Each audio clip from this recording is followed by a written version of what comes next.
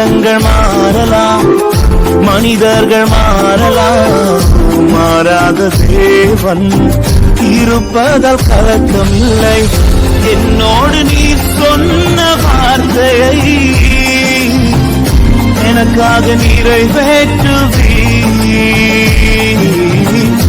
என்னோடு நீர் சொன்ன வார்த்தையை மாறாமல் நிறைவேற்றுவீ. நீர் செய்ய நினைத்தது தடைபடாது, எனக்காக யாவையும் செய்யும் தேவனே. நீர் செய்ய நினைத்தது தடைபடாது, எனக்காக யாவையும் செய்யும் தேவனே. தேவனுடைய பரிசுத்த நாமத்திற்கு மகிமை உண்டாவதாக. ஆண்டவராகிய இயேசு கிறிஸ்துவின் இனிதான நாமத்திலே உங்களை அன்போடு வாழ்த்துகிறேன். இந்த நாள் உங்களுக்கு மிகுந்த ஆசீர்வாதமான நாளாக அமைவதாக. இந்த நாளிலும் உங்களோடு தியானிப்பதற்காக தெரிந்து கொள்ளப்பட்ட வாக்குத்தத்த வசனம் எரேமியா 33வது அதிகாரம் 6வது வசனம். இதோ நான் அவர்களுக்கு சௌக்கியமும் ஆரோக்கியமும் வர பண்ணி அவர்களை குணமாக்கி அவர்களுக்கு பரிபூர்ண சமாதானத்தையும் சத்தியத்தையும் வெளிப்படுத்துவேன். ஹல்லேலூயா. கிறிஸ்துவுக்குள் பிரியமானவர்களே, இன்றைக்கு அநேக மக்கள் வியாதியால் கஷ்டப்படுகிறார்கள். டாக்டர் கேன்சர் என்று சொல்லிவிட்டார், இனி இந்த வியாதியை குணப்படுத்த முடியாது என்று சொன்னார். வாழ்நாள் முழுவதும் மருந்து மாத்திரை எடுக்க வேண்டும் என்று சொன்னார். அப்படி என்று நினைத்து வருத்தத்தோடு கண்ணீரோடு குடும்பத்தில் நிம்மதியை இழந்து கொண்டிருக்கின்றீர்களா? குணப்படுத்த முடியாத வியாதியின் பிடியிலே சிக்கி தவித்துக் கொண்டிருக்கின்றீர்களா? ஆண்டவருடைய வார்த்தையை விசுவாசியுங்கள். ஆண்டவர் உங்களை விடுதலை ஆக்குவார். அவருடைய தழும்புள்ள கரத்தினாலே பரிபூர்ண விடுதலையும் பரிபூர்ண ஆரோக்கியத்தையும் சுகத்தையும் கர்த்தர் உங்களுக்கு தர கிருபை செய்வார்.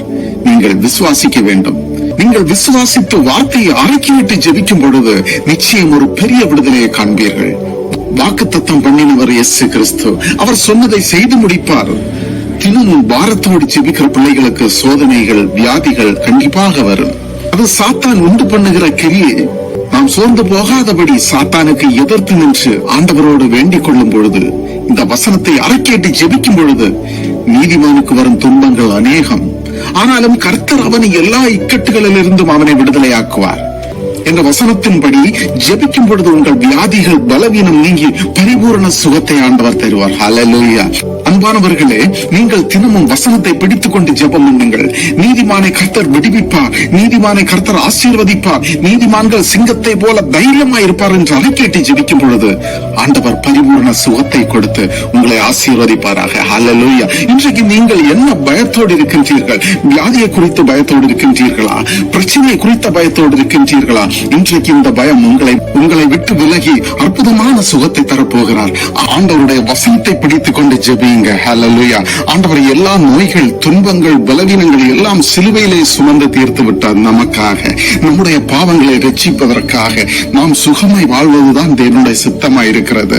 இன்றைக்கு சுகமில்லாமல் இருக்கும் உங்களுக்கு, இன்றைக்கு வியாதியா இருக்கிற உங்களுக்கு அவருடைய இரத்தத்தினாலே உங்களுக்கு விடுதலை தரப்போகிறார். போராட்டங்கள் மாறும்.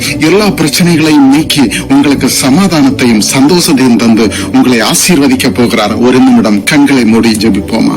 அன்பு நிறைந்த பரலோக தகப்பனே, ஆண்டவரே, இதோ இந்த நாளின் காலை நேரத்திற்காக உமக்கு கூடா கொடி ஸ்தோத்திரம். ஆண்டவரே ஸ்தோத்திரம். ஆண்டவரே, இந்த நாளிலும் கூட ஒரு வசனத்தை தந்து அதை தியானிக்கும்படியாக செய்த மேலான கிருபைக்காக நன்றி தகப்பனே. ஆண்டவரே, இந்த வசனத்தை கேட்டுக்கொண்டிருக்கின்ற உம்முடைய பிள்ளைகளை தாங்கும் ஆண்டவரே.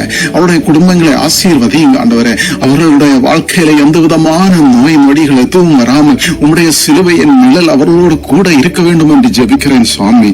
ஏசோப்பா, இன்றைக்கு யாரெல்லாம் வியாதி படுக்கையில் மரண படுக்கையில் பலவித பிரச்சனைகளோடு பலவித போராட்டங்களோடு யாரெல்லாம் உம்முடைய வசனத்தை பிடித்து கொண்டு உம்மை நோக்கி கூப்பிடுகிறார்களோ அவருடைய விசுவாசத்தை கனப்படுத்தி வியாதியை நீக்கி ஆரோக்கியத்தை வர பண்ணி சுகத்தை கட்டளையிட்டு ஆசீர்வதிக்க வேண்டும் என்று ஜெபிக்கிறேன் சுவாமி. மருத்துவர்களால் கைவிடப்பட்ட நிலைமையில் இருக்கின்ற மக்களை சந்தியும் அப்பா. எவ்வளவு பெரிய வியாதியாக இருந்தாலும் நீர் சுகப்படுத்த வல்லவர், நீர் விடுதலையாக்க வல்லவர் என்பதை விசுவாசிக்கிறோம் ஆண்டவரே. இவர்களுக்கு நீர் ஒரு அற்புதமான விடுதலை தாருங்க ஆண்டவரே. அற்புதத்தை செய்யும் ஆண்டவரே. அப்பா, நீர் பெரியவர், அற்புதம் செய்கின்றவர். உம்முடைய பிள்ளைகளோடு இறங்கும் ஆண்டவரே. ஹல்லேலூயா. அவளை விடுதலை ஆக்கும் ஆண்டவரே. ஒவ்வொரு நாளும் சுகத்தோடும் பலத்தோடும் அற்புதமான அதிசயமான வாழ்க்கை வாழ உம்முடைய கிருபையின் கரம் கூட இருந்து வழிநடத்தும் ஆண்டவரே. உம்முடைய ஆசீர்வாதத்திற்காக காத்திருக்கின்றோம் ஆண்டவரே. உம்முடைய வசனத்தை பிடித்துக் கொண்டு நாங்கள் காத்திருக்கின்றோம் நாதா. நீர் அற்புதம் செய்ய போறதற்காக நன்றி. பெரிய காரியங்களை செய்ய போறதற்காக நன்றி. உமக்கு கொடாகொடி ஸ்தோத்திரம் செலுத்துகிறோம் நாதா. உம்மிடத்துல தாழ்த்துகிறோம் ஆண்டவரை. பரிசுத்தப்படுத்தும், ஆசீர்வதியும், பலப்படுத்தும், மிகுதியான நிறமும் கூட இரும். இயேசு கிறிஸ்து மூலம் ஜெபிக்கிறேன் ஜீவனுள்ள நல்ல தகப்பனே. ஆமேன், ஆமேன், ஆமேன்.